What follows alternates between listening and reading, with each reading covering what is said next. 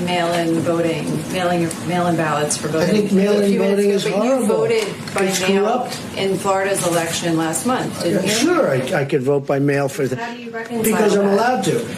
Well, that's called out of state. You know why I voted? Because I happen to be in the White House and I won't be able to go to Florida and vote. What's the difference between mailing within well, there's a state or big mailing difference outside between state? somebody that's out of state and does a ballot and everything's sealed, certified, and everything else. You see what you have to do with the certifications. And you get thousands and thousands of people sitting in somebody's living room signing ballots all over the place.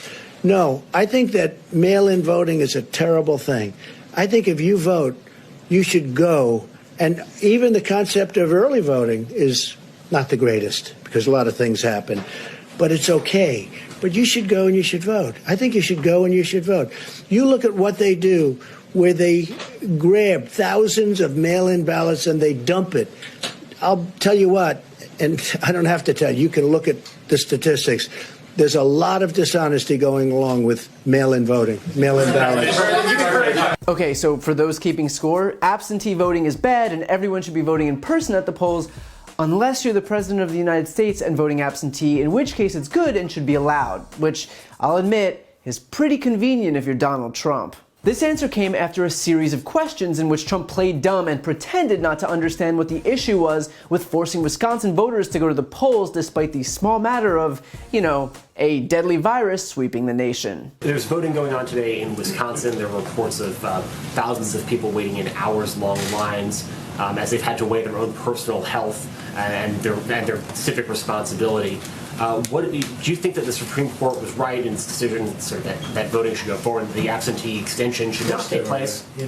Look, the Supreme Court, of course they were right, because what the Democrats wanted, and you know what this happened, I supported a man named Justice Kelly, who's Daniel Kelly, highly respected justice.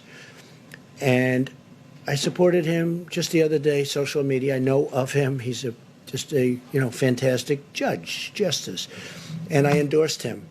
And as soon as I endorsed him, they wanted to move the election. They didn't want to move the election. As soon as I endorsed him, the Wisconsin Democrats say, "Oh, let's move the election to 2 months later." They didn't mind having the election until I endorsed him, which is very interesting. And now they talk about, oh, safety, safety. Well, it was 15 minutes after I put out an endorsement that they said we have to move the election. They didn't want to move the election before that. The other thing they wanted to do, which is crazy, at the end of the election, they wanted to have 1 week for proxies to come in or mail ballots. Now, mail ballots, they cheat, okay? People cheat. Mail ballots are a very dangerous thing for this country because they're cheaters. Now, here's why Trump is playing dumb. He wants there to be voting in Wisconsin because what's happening in that state is the culmination of years of efforts by state Republicans to make voting harder and to gerrymander legislative districts and to dilute the power of the state's urban center, which traditionally votes Democratic. And those efforts would be cemented with the election of another conservative justice to the state Supreme Court,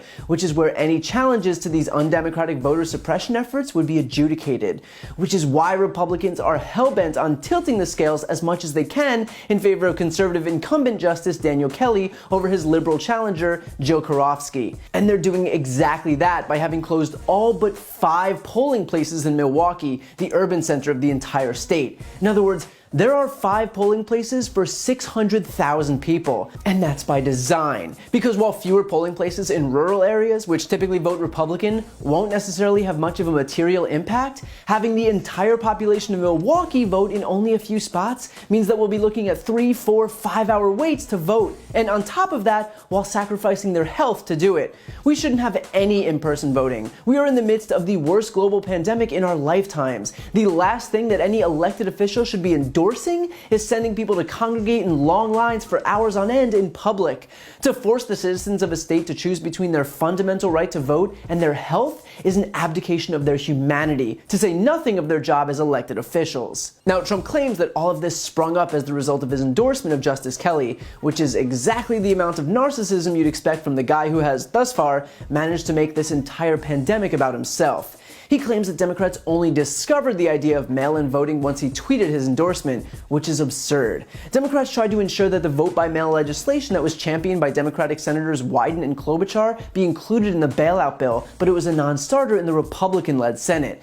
So to claim that Democrats only started pushing this legislation when Trump tweeted some endorsement is just some self-important fever dream by the president. Trump also touts this idea that mail-in ballots are rife with fraud. Of course, this president has had a tenuous relationship at best with these kinds of claims. He created a voter fraud commission to try and justify his claim that there were 3 to 5 million undocumented immigrants voting in the 2016 election, which the commission couldn't find before being forced to disband. Trump claimed that he only lost New Hampshire because out-of-staters drove in and cast ballots. He said Republicans lost the 2018 midterms because after voting, some people would, quote, go to their car, put on a different hat, put on a different shirt, come in and vote again. Although I should mention that in recent memory, there has been one notable instance of election fraud. It was perpetuated by a Republican operative to try and steal the election in North Carolina's 9th congressional district. So weird how Trump failed to mention that in the one rare instance of credible fraud, it was his own party that was at the helm. And look, clearly this isn't about voter fraud, it's about voter suppression. It's about a major political party in the so-called greatest democracy in the world exploiting a pandemic to win. So when Trump says that mail-in voting is bad, it is, per usual, to help himself. It is undemocratic and baseless, and coming from someone who himself just submitted an absentee ballot, is hypocritical above all.